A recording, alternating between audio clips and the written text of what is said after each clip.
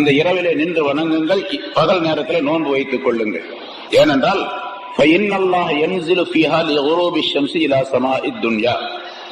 அல்லாஹ் தஆலா இந்த இரவில சூரியன் மறைந்த பின்னால், இரவு தோன்றிய பின்னால் முதல் வானத்தின் பக்கம் வந்திறங்கி, அல்லாஹ் வந்து இறங்கி அப்படிங்கிறதுக்கெல்லாம் நிறைய விளக்கம் ஒவ்வொரு இடத்தும் சொல்லி இருக்கிறோம். அல்லாஹ் நேரம் அங்கிருந்து மேல இருந்து கீழே வர்றதுன்னு அர்த்தம் அல்ல, அல்லாஹ் கவனம் அதிகமாக செலுத்துகின்றான் என்பதாக பொருளாகும். அதிகமாக கவனம் செலுத்துகின்றான். வந்து அவன் சொல்லுகின்றான், அல்லாஹ் சொல்லுகின்றான், அலா மின் முஸ்தக்ஃபிரின் ஃபஅக்ஃபிரு லஹு, யாராவது என்னிடத்தில் பாவ மன்னிப்பு தேடுபவர்கள் உண்டா, அவர்களுடைய பாவங்களை நான் மன்னிக்கிறேன் என்று அல்லாஹ் சொல்லுகின்றான். அல்லாஹ் சொல்லுகின்றான், அலா மின் முஸ்தர்ஸிகின் ஃபஅர்ஸுகுஹு, யாராவது என்னிடத்தில் ரிஸ்கை தேடுபவர்கள் உண்டா, உணவை தேடுபவர்கள் இருக்கிறார்களா, அவர்களுக்கு நான் உணவளிக்கின்றேன். அலா மின் முப்தலன் ஃபஉஆஃபீஹி, யாராவது என்னிடத்தில் தன்னுடைய துன்பங்களை துயரங்களை நீக்க தேடுபவர்கள் உண்டா, நான் அவருடைய துன்பம் துயரங்களை எல்லாம் நீக்கி சுகப்படுத்துகின்றேன்.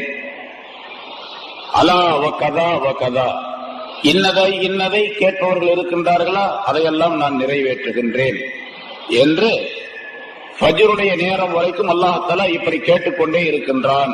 அதாவது அந்த செய்தி மக்களுக்கு சொல்லப்பட்டுக் கொண்டே இருக்கின்றது என்று பொருளாகும். இது ரசூலுல்லாஹி ஸல்லல்லாஹு அலைஹி வஸல்லம் சொன்னதாக ஹஜ்ரத் அலி ரலியல்லாஹு தஆலா அன்ஹு அவர்கள் அறிவிக்கின்றார்கள். மிஷ்காத் என்ற கிரந்தத்திலே இது பதிவு செய்யப்பட்டிருக்கின்றது இந்த ஹதீஸ். இதுல 3 விஷயங்களை அல்லாஹ் சொல்லுவதாக குறிப்பிடுகின்றார்கள். நபி அவர்கள் சொல்லி காட்டியது, அதாவது யாராவது பாவ மன்னிப்பு தேடுபவர்கள் உண்டா, பாவத்தை மன்னிக்கின்றேன். மிக முக்கியமாக இந்த இரவில பாவ மன்னிப்பு தேடுவதும் அசலா இருக்கணும். மற்றதெல்லாம் அப்புறம்தான், தொழுகிறது கூட அப்புறம் தான் வச்சுங்க. முதல்ல பாவ மன்னிப்பு தேடணும். அடிக்கடி சொல்லப்பட்ட விஷயம், பாவங்கள் மன்னிக்கப்பட்டாலே எல்லாம் வந்துடும். பாவங்கள் மன்னிக்கப்படாததன் காரணமாக எல்லா முசீபத்தும் வர்றது.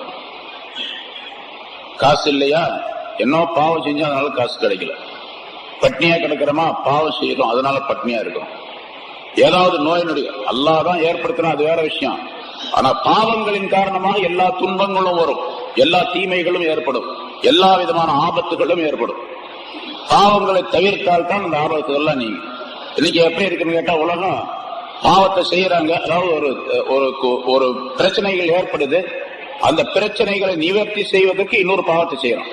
பாவத்தின் காரணமாக பிரச்சனைகள் வருது, பாவத்தின் காரணமாக பிரச்சனைகள் ஏற்படுது, அந்த பிரச்சனை நிவர்த்தி செய்வதற்கு வேறொரு பாவத்தை செய்யறோம்.